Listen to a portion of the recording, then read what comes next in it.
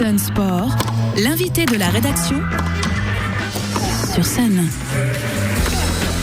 7h44, c'est l'heure du Sun Sport de Jean-Baptiste Maître et on vous l'a promis, on reçoit aujourd'hui Emmanuel Queret, le coach des Déferlantes. Et donc oui, aujourd'hui on reçoit dans Sun Sport Emmanuel Queret, comme tu le disais Arnaud, coach des Déferlantes du Nantes Rosé Basket depuis 2012, mais sur les bords des parquets depuis 1995 avec la SPTT de Caen, si je ne dis pas de bêtises Emmanuel.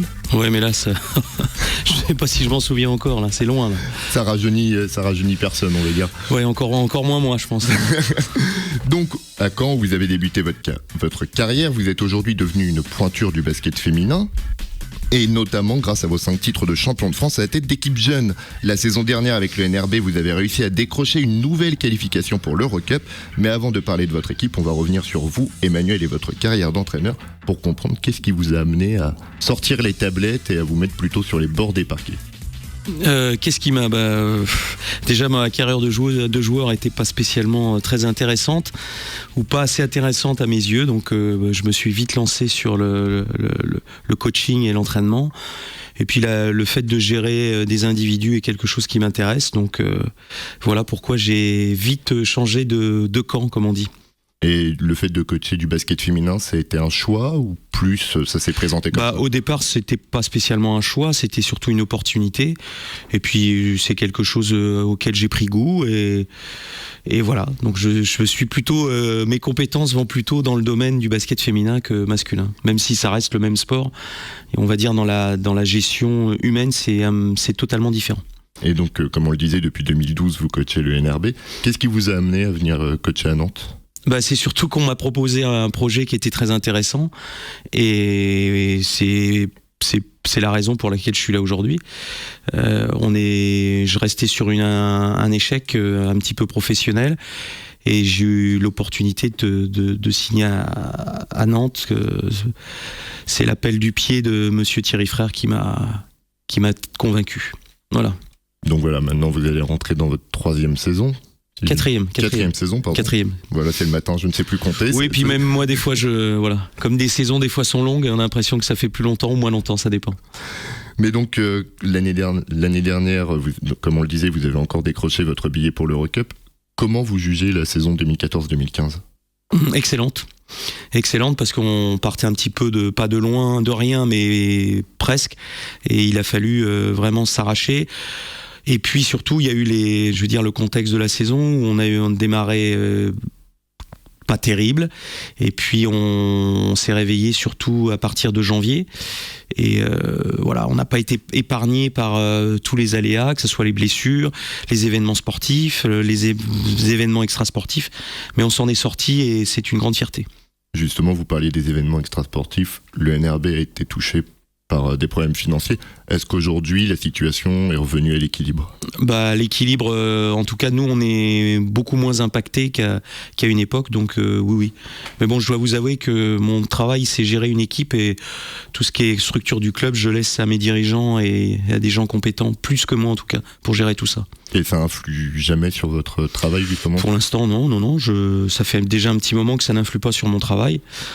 Après, on est bien d'accord qu'on aimerait toujours avoir plus, mais bon, ça c'est le propre d'un entraîneur, on n'est jamais content, donc on en veut toujours plus, mais par rapport à ce qu'on me propose, et surtout, je pense que le plus important, c'est qu'il y a une honnêteté dans le discours des dirigeants, donc ça c'est très important à mes yeux. Bon, on va revenir maintenant sur la saison qui va commencer ce samedi. Parce que c'est la plus intéressante. Avec l'Open LFB. Mais d'abord, comment vous avez jugé, vous, la préparation là, qui vient de s'achever ? Écoutez, je suis agréablement surpris parce qu'on avait quand même, on va dire, deux faiblesses. C'était la courte période de préparation. Parce que tout le monde est arrivé. J'ai eu l'équipe au complet le 1er septembre. On a eu aussi un pépin avec Shona Thorburn qui s'est blessée en équipe nationale canadienne. Et le deuxième défaut que j'appréhendais un peu, c'était surtout le fait l'équipe était jeune. Et il y a eu beaucoup de renouvellement, donc c'est jamais facile. Et là, à ma grande surprise, j'ai trouvé que la cohésion s'est faite très rapidement. Et au niveau basket, tout le monde a vite trouvé ses marques. Et ça, c'est quelque chose exceptionnel parce que on gagne énormément de temps. Et j'ai trouvé qu'on avait fait une très très bonne préparation. Maintenant, la préparation, c'est une chose. La vérité, c'est samedi à 13h30. Et le départ de joueuses comme Sarah Michel, Aurélie Bonan n'ont pas pénalisé le nouveau groupe. C'est pénalisant parce que on savait qui on avait. Après, ça l'est moins quand on s'aperçoit que les recrues qui les remplacent sont du même acabit. Après, c'est différent. J'aime pas trop faire des comparaisons parce que je pense qu'on a passé des années extraordinaires avec ce duo.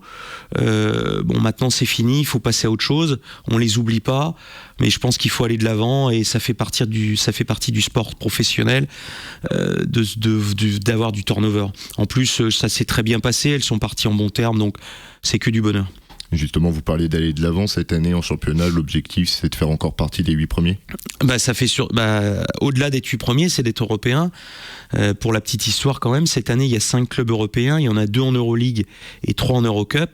Je pense que c'est une fierté pour Nantes d'être dans ces 5-là parce que ça devient de plus en plus difficile d'accrocher cette place-là.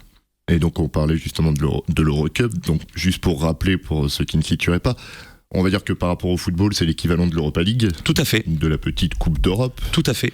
Et donc, qu'est-ce que vous attendez, vous, de cette compétition La Coupe d'Europe. Sortir des poules. Ah oui. Aller dans le Final Four. Alors, tout d'abord, sortir des poules, c'est bon. Je touche du bois, mais depuis que je suis à Nantes, on est toujours sorti des poules. J'espère qu'on le fera, et on le fera. Et après Final Four, non, faut être réaliste. Cette année, sur la compétition, viennent se greffer les équipes perdantes de la Champions League ou l'Euroleague, comme on dit, et ça risque d'être difficile de faire un Final Four, mais j'aimerais bien faire un quart de finale, ça serait pas mal. Ouais, ça pourrait être intéressant. Ouais, c'est sympathique, c'est sympathique. Mais on va revenir rapidement sur aussi votre coaching, la façon de vous coacher.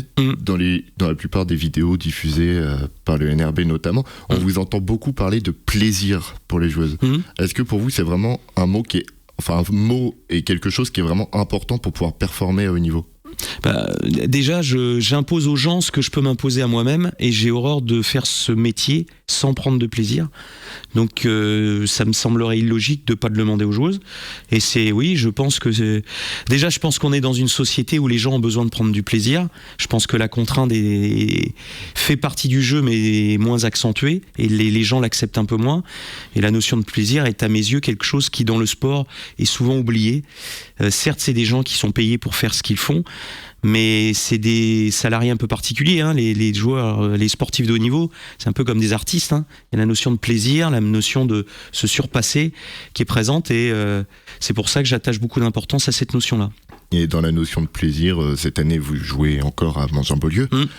Est-ce qu'il y a le souhait aussi d'avoir une nouvelle salle La nouvelle salle, on l'a, mais pas encore, quoi. Elle est là, on l'a vue, on a eu la bave aux lèvres, mais on va attendre, voilà. Alors me lancez pas sur le débat des salles à Nantes, ça m'intéresse pas. Je sais qu'il y a un outil qui nous attend. Mon souhait, c'est de pouvoir un jour coacher dans cette salle, oui, ça c'est sûr. D'ailleurs, en parlant de salle aussi, l'Hermine a manifesté son souhait d'organiser une journée du basket à la Trocardière avec un match de l'Hermine et un match donc du NRB. Comment s'est fait ce rapprochement entre les deux clubs ? C'est fait naturellement. Déjà, moi je dirais que depuis que je suis à Nantes, le rapprochement il se fait naturellement, puisqu'avec Guillaume Quintard, quand je suis arrivé, et maintenant Franck Collineau, on se voit tous les jours, on travaille ensemble. Donc pour moi, je veux dire, l'union a été déjà là. Après, en termes de dirigeants, j'ai l'impression qu'il y a un rapprochement qui est plutôt sain, qui est plutôt normal. Et mutualiser les moyens, mutualiser les forces, c'est quelque chose qui me semble tellement évident que je trouve ça bien et normal. Donc pour parler, maintenant on va vraiment parler sur le parquet, hein, parce que c'est ce qui va être les choses sérieuses ce week-end. Donc le championnat commence, comme on le disait, face à Calais, lors de l'Open LFB. Tout à fait. Alors juste avant, est-ce que vous pouvez nous rappeler rapidement en quoi consiste l'Open LFB ? L'Open LFB, c'est très très simple, c'est-à-dire que la première journée de championnat de Ligue féminine se joue sur un week-end à Paris et toutes les équipes se rencontrent qui comptent pour la première journée du championnat, sauf le match Bourges-Montpellier qui est le match des champions, qui est un titre un petit peu honorifique, et ce match-là ne compte pas sur le championnat, c'est une journée qui est reportée un peu plus tard. Voilà. D'accord, donc comme on le disait, vous allez jouer contre Calais. Oui. Comment vous jugez cette équipe de Calais aujourd'hui ? Écoutez, on l'a vu au tournoi la semaine dernière. C'est une équipe qui est quand même amputée d'une de ses joueuses majeures puisqu'elle était en WNBA, le championnat américain professionnel. On verra. Je pense qu'il faut qu'on gagne. On a les armes pour gagner. Après, c'est un premier match. Le contexte Open est très particulier parce qu'on joue pas chez soi. Il y a beaucoup de monde. On a la chance de jouer le premier match et ça, je pense que c'est plutôt bien parce qu'après, on pourra évacuer la pression. Logiquement, on est favori, mais la logique dans le sport, c'est toujours très délicat. C'est aussi une équipe qui, comme vous, s'est énormément rajeunie cette année. Oui, mais bon, je pense qu'on a quand même... je pense qu'on a les armes pour les embêter et voilà, faut pas qu'ils nous perturbent trop, quoi, voilà. En parlant d'armes pour les embêter, pendant très longtemps, vous disiez qu'au NRB, il manquait un pivot. Est-ce que cette saison, vous avez trouvé ce pivot qui vous manquait ? Non, on n'a pas le pivot, le poste 5 classique des équipes qui jouent l'Euroleague, mais on a un secteur intérieur que je trouve très intéressant, avec une jeune joueuse, Catherine Plouffe, qui est une Canadienne internationale. On a Yaputnina, internationale lettonne. On a aussi Yulia Andrieva, une des doyennes du club. Et on a aussi une jeune joueuse qui est blessée actuellement, Katia Clané. On a un secteur intérieur qui est peut-être pas dense physiquement, mais qui est très intéressant. Pour finir, comment vous jugez l'évolution du basket féminin depuis quelques années, sachant qu'aujourd'hui, il y a quelques fers de lance comme Céline Dumer, Isabelle Yacoubou ou Sandrine Gruda. Comment, pour vous, le basket a évolué depuis ces dernières années ? Je pense que physiquement, il a beaucoup évolué. Je trouve que l'athléticité, le physique, parce que l'athléticité c'est autre chose. Le physique c'est beaucoup étoffé. Après, je veux surtout pas que ça se rapproche du basket masculin, pardon. Et ça c'est ma crainte. On se gargarise de voir des joueuses dunker.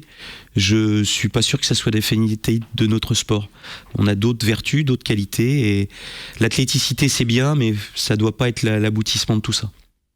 Eh bien, merci beaucoup Emmanuel. Merci à vous. De votre venue.